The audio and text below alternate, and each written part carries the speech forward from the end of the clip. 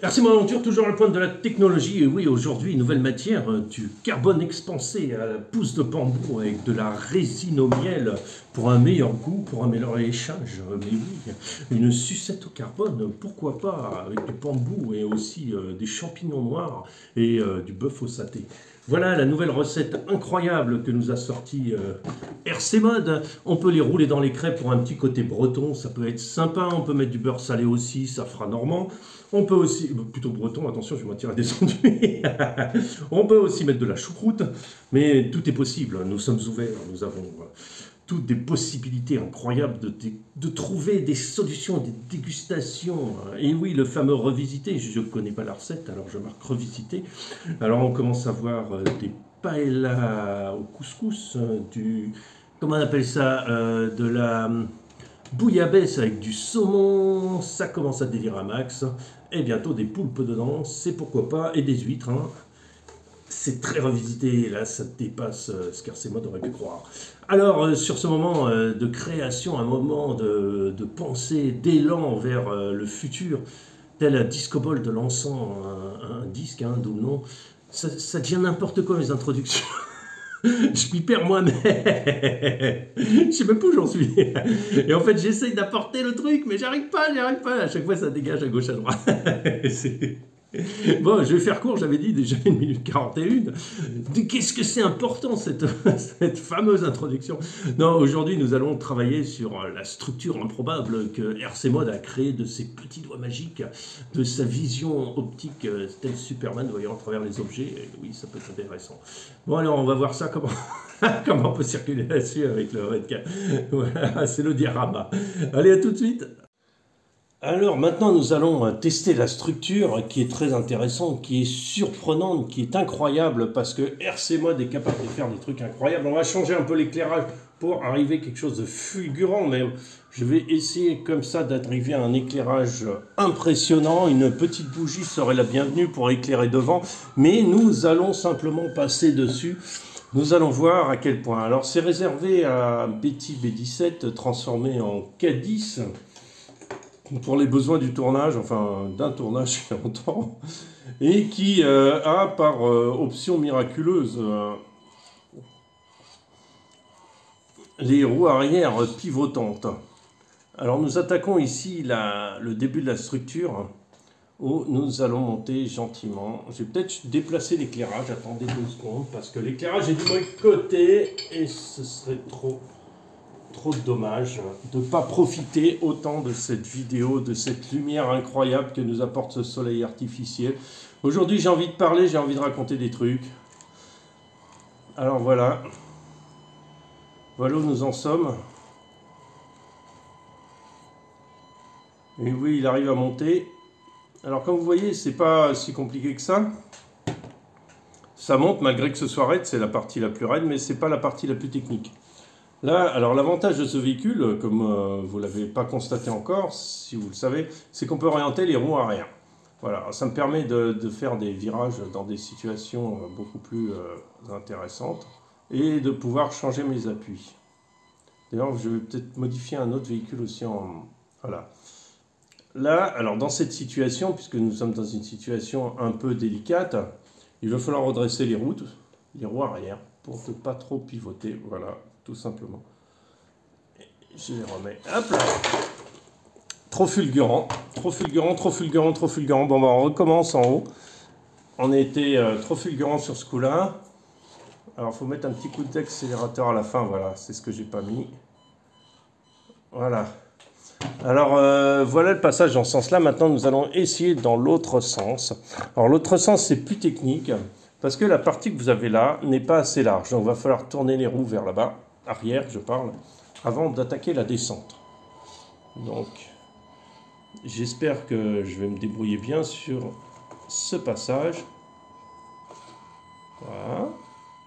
Alors là, on monte très bien. Comme vous voyez ou vous ne voyez pas forcément, je vais changer un peu d'angle de vue. Voilà. Vous voyez comment on est? Alors, je vous fais ça en one shot. Alors, j'essaye de faire des one shot parce que c'est important que vous ne voyez pas, s'il y a du montage, vous pouvez vous dire, ouais, mais il a tenté 50 fois et il n'a pas réussi, en fait, c'est du fake. Mais j'essaye de vous faire des one-shots, à part les problèmes de batterie qui m'arrivent de temps en temps. Parce que je fais comme je prévois pas vraiment de rouler, en fait, je suis un peu sur sur des batteries peu chargées. On va retourner encore parce que là, il me faut que je monte là-dessus. Voilà. Là, arrivé là, on va changer de point de vue pour voir comment il descend.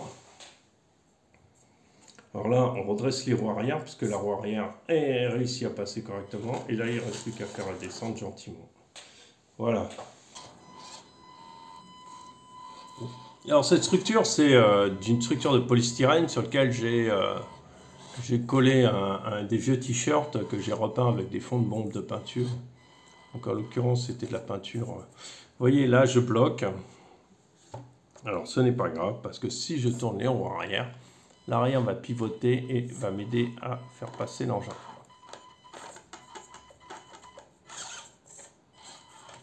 Enfin, peut-être que je regarde ce que je fais. Voilà.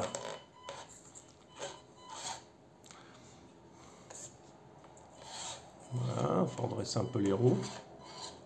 Une fois qu'on a passé là, on va retourner les roues dans le même sens.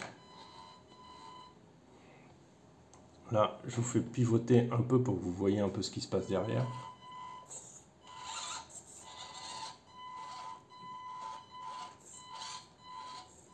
Alors, c'est pas évident parce que quand je suis comment on appelle ça? Sur un pied, je ne peux pas tourner autour du véhicule autant que ce que je voudrais. Mais bon, ça vous fait une impression. Voilà, on roule sur le dinosaure, catastrophe.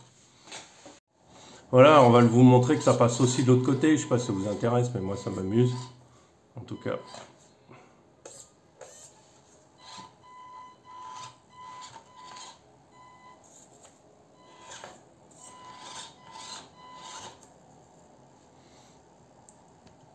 Ça se passe là.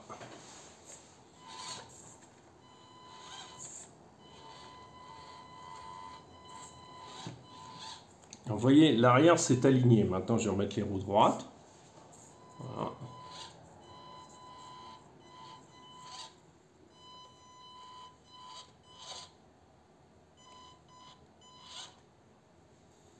Voilà. Et maintenant, on va changer de point de vue pour que vous puissiez le voir passer en dévers.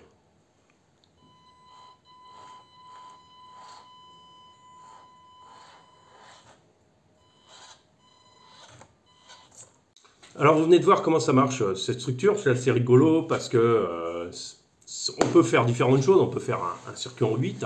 Alors ça oblige parce que le manque de place et petite place qu'il y a, ça oblige d'avoir les roues arrière qui tournent parce que il n'y a pas beaucoup de place cette planche. Hein. Mais l'intérêt c'est de pouvoir combiner plusieurs dioramas comme ça, les uns à côté des autres. Je dois récupérer 2 autres planches, alors peut-être que je vais imaginer d'autres choses sur d'autres trucs qui compléteront en fait cette structure.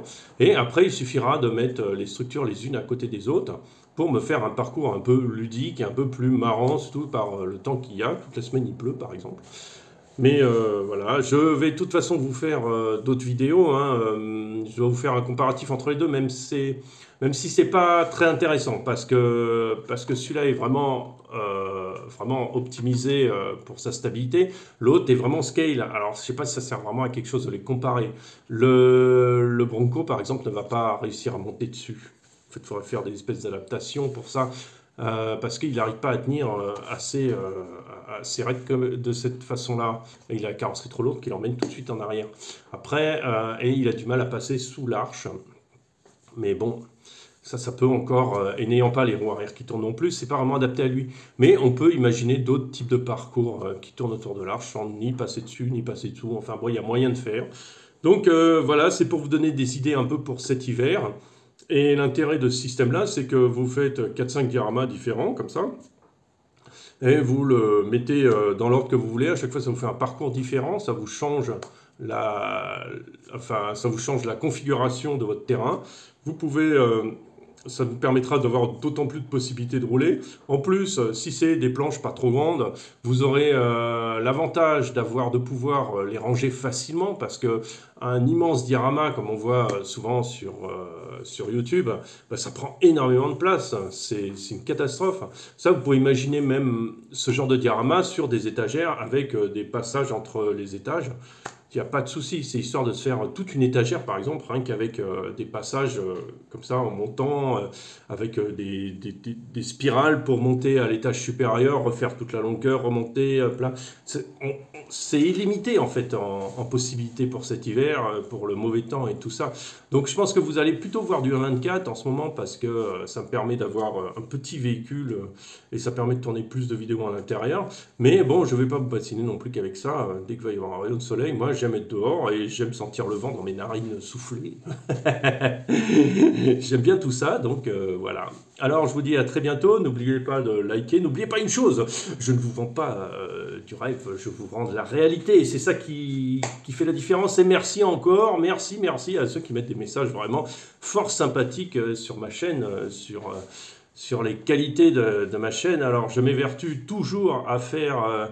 à respecter, à vous respecter aussi, et puis à respecter ce que vous voyez, c'est-à-dire ne pas tricher sur mes passages, ne pas tricher sur tout ça. Alors forcément, ça demande des montages vidéo parce que bah, j'arrive pas forcément à faire tout en une longueur, en un trait, c'est pas toujours évident. Et je fais des erreurs de pilotage parce que je pilote à une main, des fois c'est pas évident. Mais je m'évertue à vous donner la vérité et à vous renseigner sur quoi acheter, quoi ne pas acheter, quelles sont les bonnes options, les mauvaises options. Mais enfin, généralement, j'en mets pas beaucoup, voilà. Et puis, je vous dis à très bientôt et merci encore d'être là et de me suivre et de me soutenir. Ciao!